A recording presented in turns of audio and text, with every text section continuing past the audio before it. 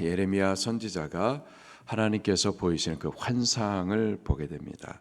그 심판하실 때에 나라와 민족이 어떻게 무너져 내리는지를 보게 돼요.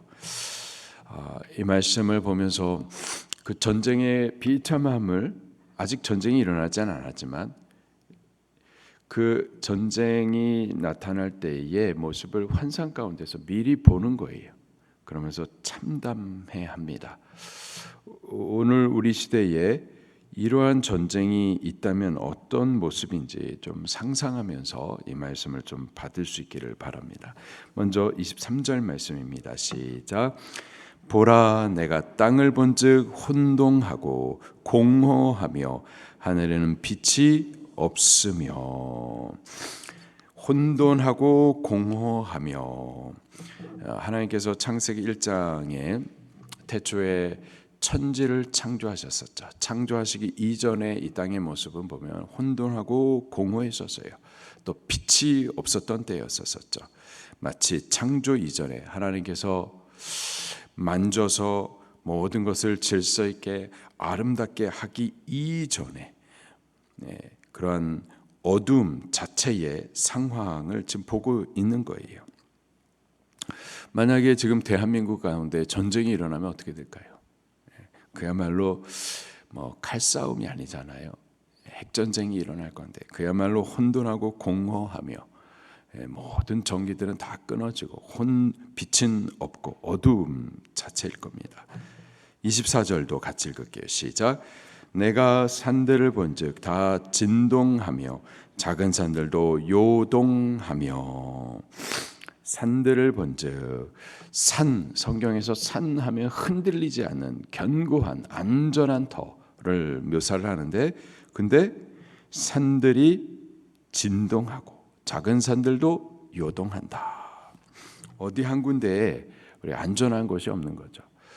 큰 건물들도 다 무너져 내리고 작은 건물들도 무너져 내리고, 이 동네에 다 아파트인데 아파트들도 다 무너져 내리고, 저 큰 빌딩, 좋은 빌딩이라고 거기 들어가면 좋다고 하는데 그것들도 다 무너져 내리는 그런 상황이 되는 거죠.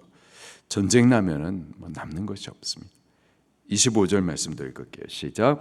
내가 본즉 사람이 없으며 공중의 새가 다 날아갔으며.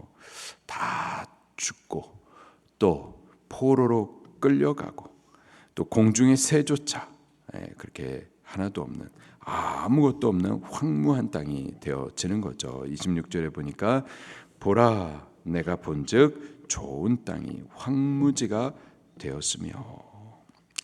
어떻게 된 일일까요? 왜 이러한 일들이 일어났는가? 26절에 계속 보니까 그 모든 성읍이 여호와의 앞 그의 맹렬한 진노 앞에 무너졌으니. 이게 그냥 벌어진 사건이 아니라 여호와의 맹렬한 진노, 심판으로 인하여서 벌어진 일이라는 거죠.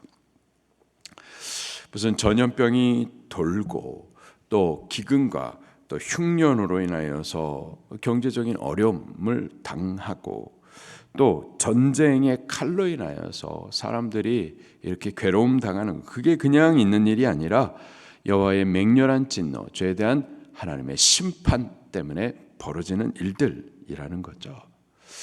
이게 나라와 민족에게 나타나는 일이라면 우리 각 개인과 가정 안에서도 마찬가지입니다. 우리 가정 안에 경제적인 어려움이 있을 수도 있고요, 질병의 문제가 있을 수도 있고요, 사기를 당할 수도 있고요, 여러 가지 사고와 사건들. 근데 그게 단순히 재수가 없어서 라고만 생각해서는 안 되고요, 우리 범사의 여호와 하나님을 인정하여서 이러한 사고와 사건들이 왜 일어나는지 한번 돌아볼 필요가 있습니다. 물론 마귀의 시기로 인하여서 시험일 수도 있겠고요, 그러나 우리가 하나님 앞에 범죄하고 그 계속되는 돌이키라는 말씀을 거부하여 말로 안 돼서 결국 하나님의 맹렬한 진노의 심판으로 인하여서 당하는 일들도 분명히 있습니다. 이 모든 성읍이 여호와 앞에 그의 맹렬한 진노로 무너졌다.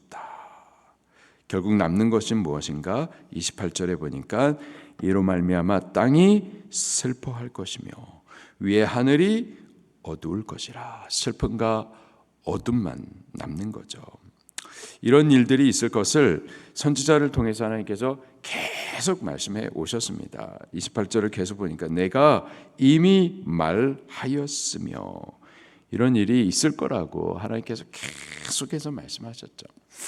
지금도 전쟁이 있는데 그 하마스의 사람들, 하마스에 있는 그 가자 지구의 사람들, 하마스가 테러를 일으켜 가지고 시작된 전쟁이죠. 이스라엘이 테러를 당하고 많은 포로를 잡아가고, 이로 인해서 이제 전쟁이 시작이 돼서 이제 전쟁을 할 거다, 폭격이 있을 거다. 그러니 가자지구 사람들, 당신들은 빨리 남쪽으로 피난해라. 전쟁이 있을 거다. 거기 있으면 이제 전쟁으로 당신들 다 죽으니 피난해라. 계속 하루 종일 그렇게 이렇게 선전을 했지만은 무시하면 그냥 그 자리에 있으면서 죽는 거죠.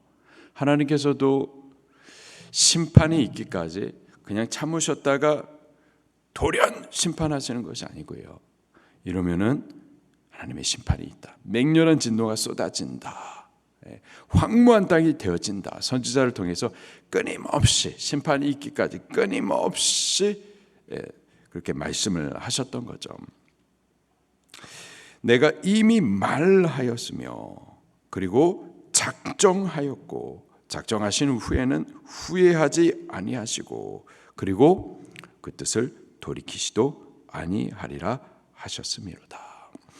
말일의 때도요, 하나님께서 심판하실 때 그냥 돌연 심판하시는 것이 아니고요, 심판할 때까지 두 증인이 끝까지 하나님의 복음을 증거합니다. 끝까지 하나님의 심판에 대해서 외칠 거예요. 마치 노아가 홍수 이전까지 방주를 계속 만들면서, 산 위에 만들면서 모든 사람들이 보게 했던 것처럼 마지막 때에도요, 선지자를 통해서 하나님의 심판을 계속해서 외칠 거예요. 근데도 심판이 있을 거다, 폭격이 있을 거다, 전쟁이 있을 거다, 하나님의 맹렬한 진노 심판이 있을 거다 하는데도 회개하지 않다가 결국 망하게 되는 거죠. 그 전쟁의 때, 심판의 때에 또 유다 나라가 끝까지 회개하지 않고요, 오히려 이방의 힘 있는 나라를 찾아가 가지고 도움을 요청하죠. 29절 말씀 같이 또 계속해서 볼게요. 시작. 기병과 활 쏘는 자의 함성으로 말미암아 모든 성읍 사람들이 도망하여 수풀에 들어가고 바위에 기어오르며 각 성읍이 버림을 당하여 거기 사는 사람이 없나니. 이렇게 전쟁으로 인해서 다 피해가게 되는데, 그때 저들이 도움을 청했었던 그 이방 나라의 도움을 받느냐 못 받는다라는 겁니다. 30절부터 시작. 멸망을 당한 자여, 내가 어떻게 하려느냐? 내가 붉은 옷을 입고 금장식으로 단장하고 눈을 그려 꾸밀지라도 내가 화장한 것이 헛된 일이라. 연인들이 너를 멸시하여 내 생명을 찾느니라. 붉은 옷, 음란한 옷을 말합니다. 또 금장식, 화려하게 자기를 단장하고 또 눈을 그려가지고 예쁘게 자기 자신을 꾸밀지라도 내 화장한 것이 헛된 일이라. 연인들이 너를 멸시할 것이다. 지금 북방에 끓는 가마가 기울어져 가지고 그 끓는 기름이 남쪽 유다를 향해서 막 쏟아져 내리고 있습니다. 진노가 내려오고 있어요. 나라들을 멸하는 자, 사자, 북방에서 재난, 곧 북방 왕국에 있는 바벨론의 군대를 말하는 거죠.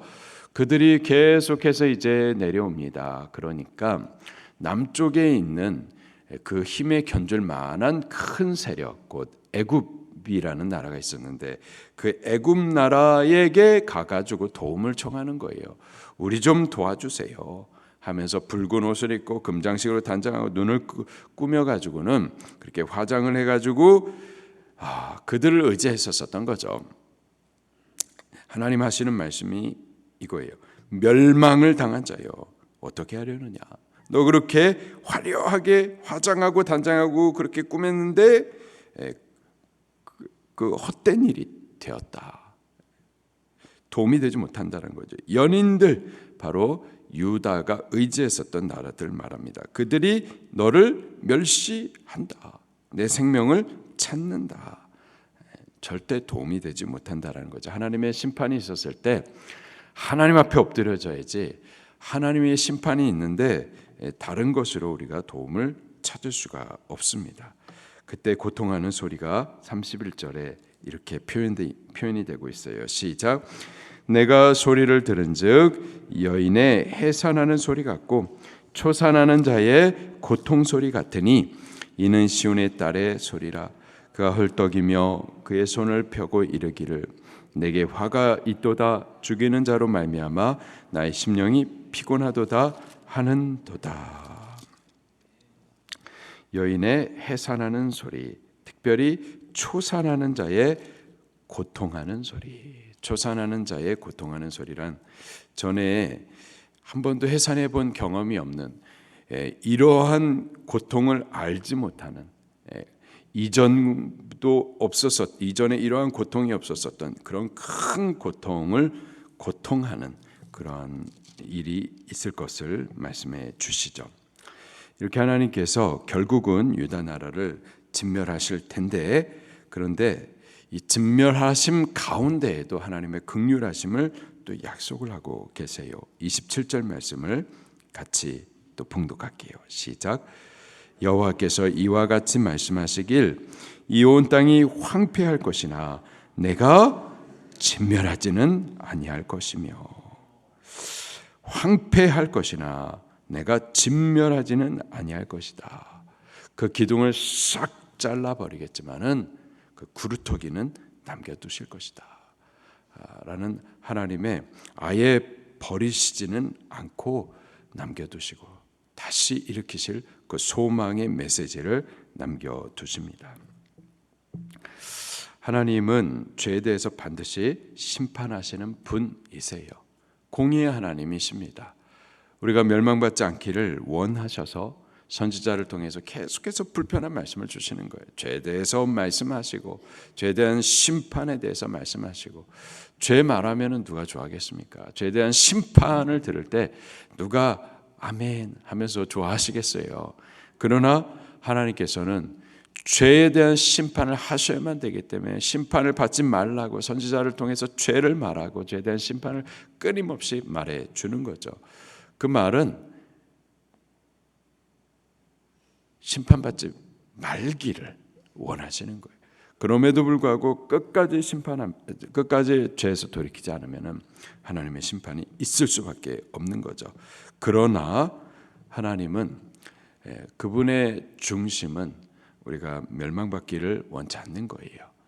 그래서 심판하시되 그러나 또 다시 회복해 하실 일들을 위한 그 그루터기는 남겨두시는 겁니다.